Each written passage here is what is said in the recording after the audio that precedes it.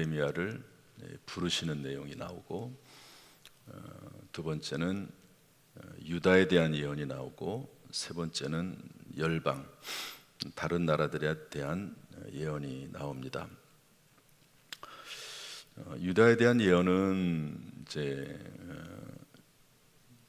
하나님의 멸망을 이제 선포하고요. 그러나 70년이 차면 회복될 것이다. 따라서 할까요? 70년이 차면. 열방에 대한 예언은 두 가지입니다. 대부분 다 멸망하되 일어나지 못할 것이다. 완전히 패망할 것이다. 그러나 몇몇 나라들은 다시 일어날 것이다. 특별히 애굽 같은 나라죠. 애굽, 지금은 이집트거든요. 이집트라는 나라가 지금도 여전히 존재하지요. 이스라엘이라고 나라는 없어졌다가 정말 기적적으로 다시 만들어져서 지금까지도 유지되고 있습니다.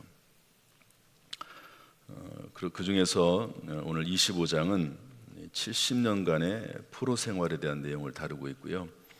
26장부터 29장은 예레미야의 싸움이 나와 있습니다. 이것은 어떤 싸움이냐면 거짓 선지자들과의 싸움입니다. 예레미야는 멸망을 선포하거든요. 그리고 아수르란 나라, 바벨론이란 나라가 공격해 올 텐데 그 나라들로 하여금 이스라엘이 멸망당할 것을, 물론 70년이 차면 다시 회복이 되지만 예언을 했다. 나중 70년을 기다리는 게 낫지 바벨론하고 싸우면 안 된다. 오히려 생명을 잃어버릴 뿐이다. 항복해라. 이런 말을 하거든요. 여러분, 이게 통하겠습니까? 상식 잘 안 되죠, 사실은. 일본이 쳐들어오는데 일본하고 싸우지 말고 항복해라. 그렇게 하면 좋아할 사람이 누가 있습니까? 아무도 없죠. 그런데 그렇게 하라고 예레미야가 예언한 거예요. 그리고 이제 실제로 이런 정세가 안 좋으니까 이집트로 도망간 사람들이 있습니다. 이집트로 도망가겠다고. 가지 말아라. 예레미야가 또 그렇게 또 얘기해요. 그럼 도대체 어쩌라는 말입니까? 전쟁이 나서 다 망하게 됐는데 항복하고 이집트로 도망가는 것도 하지 말고 애굽으로 도망가는 것도. 그러니까 이게 보통 일이 아닙니다. 그래서 예레미야가요, 매를 맞기도 하고 감옥에 갇히기도 하고요, 살해 위협을 받기도 하고 그렇습니다. 그럼에도 불구하고 예레미야는 하나님이 하신 말씀을 전하거든요. 예레미야를 처음 부를 때 하나님께서 내가 너에게 하라고 하는 말을 그대로 전해라 이러면서 불렀거든요. 그러니까 예레미야 그대로 합니다. 그렇지만 엄청난 싸움이 있죠. 많이 고난을 당합니다. 그런 내용이고요. 30장부터 33장은 이제 유다가 멸망하지만 회복될 것이다 그러면서 이제 포로 귀환에 대한 내용이 나와 있습니다. 이런 내용 중에서 하나님은 어떤 분이신가 하는 건데요. 오늘 예레미야 29장 11절부터 13절 말씀인데 11절부터 13절 다시 한번 읽어보겠습니다. 11절부터 13절 시작.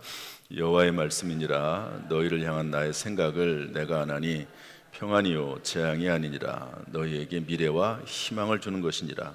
너희가 내게 부르짖으며 내게 와서 기도하면 내가 너희들의 기도를 들을 것이요 너희가 온 마음으로 나를 구하면 나를 찾을 것이요 나를 만나리라. 이것은 70년이 차면입니다. 10절의 전제가 70년이 차면 평화와 희망을 주겠다, 미래와 희망을 주겠다. 이것은 지금 당장 기도하면 주겠다는 말이 아니고 이미 하나님께서 이스라엘의 멸망을 선포했다. 회복은 70년 후다. 그래서 심지어는 예레미야에게 하나님 뭐라고 말씀하시냐면요, 기도하지 말아라. 이스라엘을 위해서 지금 회복될 것을 기도하지 말아라. 그렇게까지 말씀하시거든요. 여기에서 알 수 있는 하나님은 어떤 하나님이냐? 재앙이 아니라 미래와 희망을 주는, 그리고 평안을 주기를 원하시는 하나님인데 때가 있고요. 그 때가 됐을 때 온 마음으로 하나님을 구하고 찾길 원하시는 하나님이십니다. 거기 3절에 그렇게 되어 있죠. 너희가 온 마음으로 나를 구하면 나를 찾을 것이요 나를 만나리라. 70년이 되면은요, 이스라엘 백성들에게 이런 마음이 생기는 거예요. 이런 마음이 70년이 지나면서 이스라엘 백성들이 다 고생하고 고난당하고 그 마음이 오직 하나님께로만 향하게 되고 그렇게 되거든요. 이스라엘 백성이 애굽에 있을 때, 애굽 모세가 오기 전에 얼마나 많이 하나님 앞에 고통을 당했습니까? 노예 생활하면서. 그러면서 비로소 하나님에게로 돌아오는 거예요. 하나님 잊어버렸다가 너무 고생이 심하니까 우리가 믿을 것은 하나님밖에 없다. 그래서 하나님께로 돌아오거든요. 그럼 부르실 수밖에 없어요. 그럼 하나님이 그때 역사하시는 거거든요. 이게 때입니다. 때라고 하는 게 하나님 딱 정한 때가 돼가지고 이 사람들이 형편없이 그냥 똑같이 우상 숭배하고 못된 짓 하고 그러는데 하나님께서 역사하신다. 그게 아니에요. 70년이 지나고 나니까 이 사람들의 마음이 하나님께로 집중이 되는 거예요. 집중이. 하나님이 아니고서 살 수 없다. 그래서 하나님을 사모하게 되는데요, 하나님을 찾는 거죠. 제가 이종호 권사님 얘기를 많이 합니다. 저는 100번, 1000번이라도 말할 것입니다. 이종호 권사님, 너는 왜 나를 찾지 않느냐, 이것은 교회의 간증입니다. 개인의 간증이 아니라 어렵고 힘들고 낙심될 때, 죽고 싶을 때 하나님께서 뭐라고 말씀하십니까? 너는 왜 나를 찾지 않느냐. 이것은 그 권사님 한 분에게 주시는 간증이 아니에요. 우리 교회 전체 성도들에게 주는 간증입니다. 여기 성경 말씀 보면 너희가 온 마음으로 나를 구하면 나를 찾을 것이요 나를 만나리라. 너는 왜 나를 찾지 않느냐.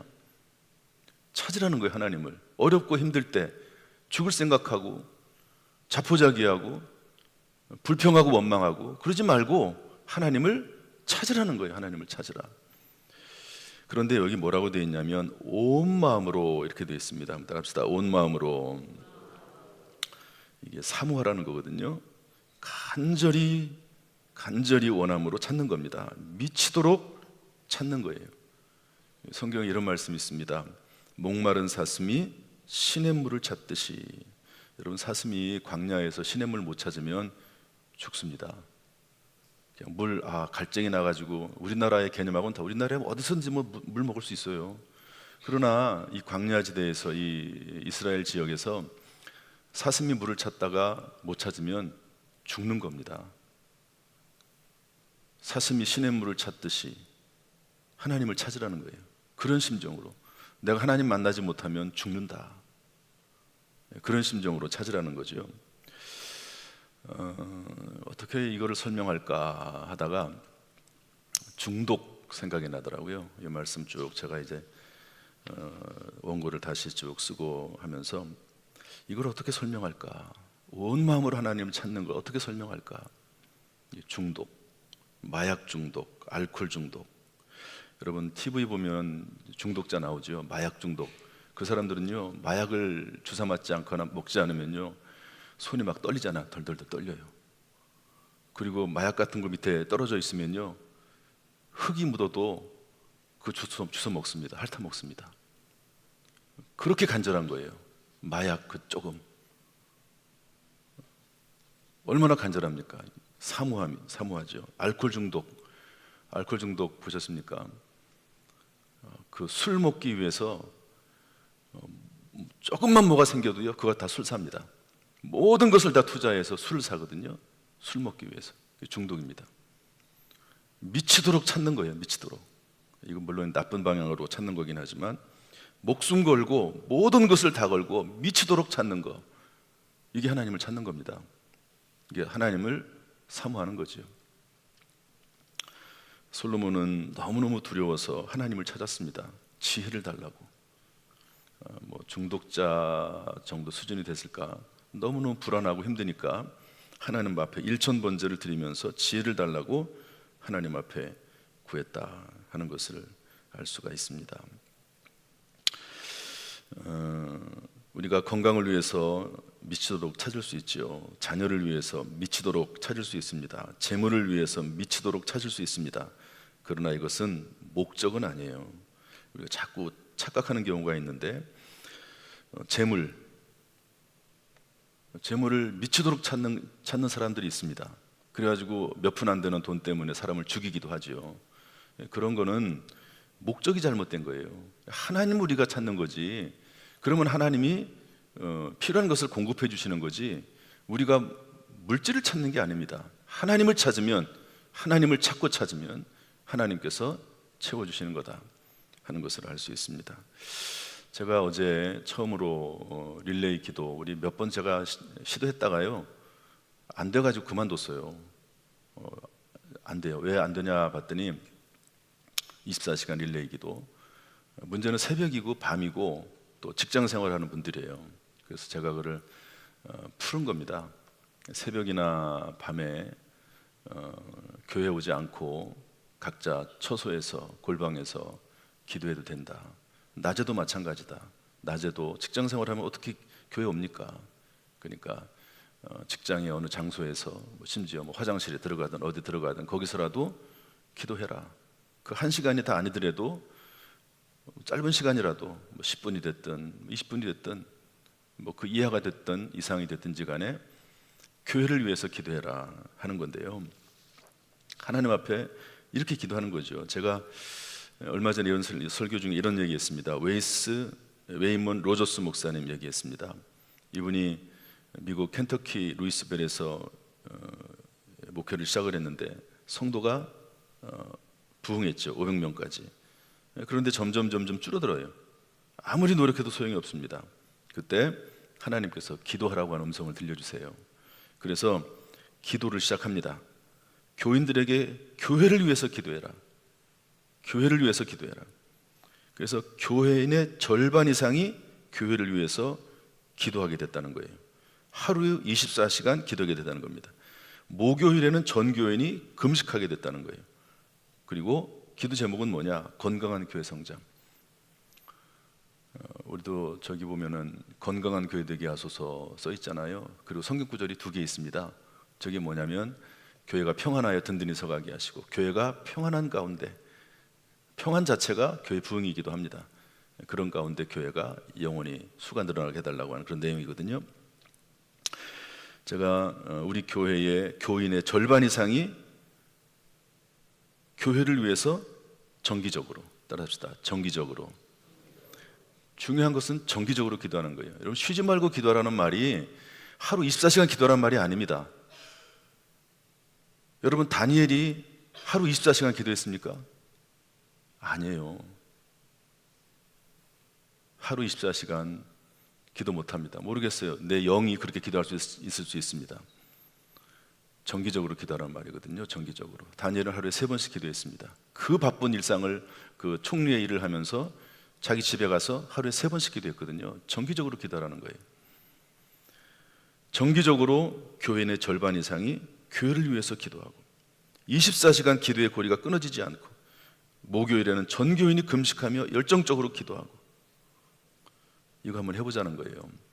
그래서 우리가 노력해서 교회 부흥하는 게 아니라 하나님이 주시는 교회 부흥, 내가 노력해서 문제가 해결되는 것이 아니라 나는 하나님의 일을 했는데 하나님이 알아서 내 모든 문제를 해결해 주시는 그런 놀라운 일.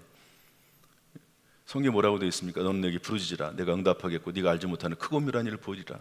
우리가 할 수 있는 것은 부르짖는 거예요. 교회 부흥을 위해서. 그러면 하나님께서 모든 것을 채워주신다. 마태복음 6장 33절, 너희는 먼저 그의 나라와 그의 의를 구하라. 그리하면 이 모든 것을 너에게 채우시리라. 하나님의 나라와 의를 구하면 하나님께서 다 채워주시겠답니다. 그거 한번 해보자는 거예요. 제가 몇 번 우리 예배당 건축할 때 10년 전에 24시간 릴레이 했거든요. 그때는 됐어요.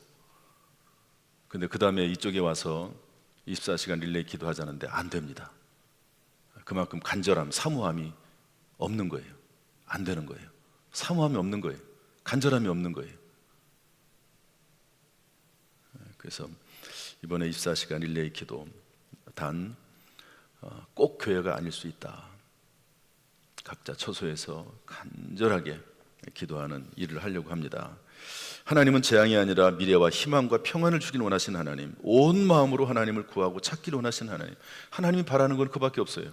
하나님을 온전히 찾는 것, 내 마음 중심, 미치도록 하나님을 찾고 전적으로 하나님만을 의지하고 마치 마약 중독된 사람이 마약을 찾듯이 하나님만을 찾는 거죠. 그래서 술 취한 사람이 알코올 중독자가 술을 찾듯이, 그래서 성경에는 성령 충만과 술 취함을 비교를 했잖아요. 술 취하듯이 오직 술을 찾듯이 성령으로 충만하고 그렇게 하라고 말씀을 하고 있습니다. 여러분, 우리 장로님들 또 안수집사님들, 권사님들 여기에 동참하시고 여러 개 할 필요 없어요. 일주일에 한 번이면 됩니다. 여러 개 다 할 필요 없어요. 우리 전부 채우면 150칸이거든요. 우리 교회 충분히 150칸 됩니다. 셀리더, 또 교육자들, 또 장로님들, 권사님들, 안수집사님들, 또 교사들 얼마나 많습니까? 이런 분들이 일주일에 한 번, 교회가 됐든 집이 됐든 어느 곳이 됐든 못합니까? 이거를 못한다 그러면 교회 부흥 자격 없습니다. 저는 그렇게 봐요. 우리 교회에서 어디에서든지 간에 하나님 앞 일주일에 한 번 기도 못해가지고 저게 채워지지 못해서 못하는데 교회 부흥을 해달라고? 저는 존재할 수 없다고 봅니다. 그렇게 사모함이 없는데, 하나님을 찾는 게 없는데 교회가 부흥된다? 문제가 해결이 된다? 개인적인 문제가 해결이 된다? 저는 그런 일은 불가능하다고 봅니다. 성경에 맞지 않다고 봅니다. 그래서 온 마음으로 나를 구하면 나를 찾을 것이요 나를 만나리라 말씀하고 있습니다. 이 말씀처럼 우리가 하나님을 찾는 가운데 놀라운 하나님의 기적이 일어나는 교회, 또 성도, 가정, 우리의 사업, 모든 인생이 되기를 주님의 이름으로 축복합니다. 할렐루야. 몇 가지가 더 있는데 시간이 돼서 그만두겠습니다. 이건 좀 읽어보겠습니다. 17절 말씀인데 이것만 좀, 워낙 이 말씀은 중요한 말씀이고 또 저기에도 있는 말씀이기 때문에 읽어보겠습니다. 30장 17절 말씀, 30장 17절 말씀 다 같이 읽어보겠습니다. 다 같이 시작. 여호와의 말씀이니라. 그들이 쫓겨난 자라 하며 시온을 찾는 자가 없은즉 내가 너의 상처로부터 새살이 돋아나게 하여 너를 고쳐주리라. 아주 유명한 말씀입니다. 새 영을, 저기 있잖아요, 새 영과 새 마음을 부어주소서 에스겔, 새살이 돋게 하소서 예레미야. 그 조에 나오는 내용이 여기 나오는 말씀이거든요. 새살, 그러니까 육체를 치료하실 때 새살이 돋아나게 한다, 그런 말씀입니다. 이런 말씀이 우리 가운데 믿음으로 고백될 수 있기를, 이 말씀을 간절히 찾는 가운데 우리의 영과 혼과 육이 치료될 수 있기를 주님의 이름으로 축복합니다. 기도하겠습니다. 하나님 아버지 감사합니다.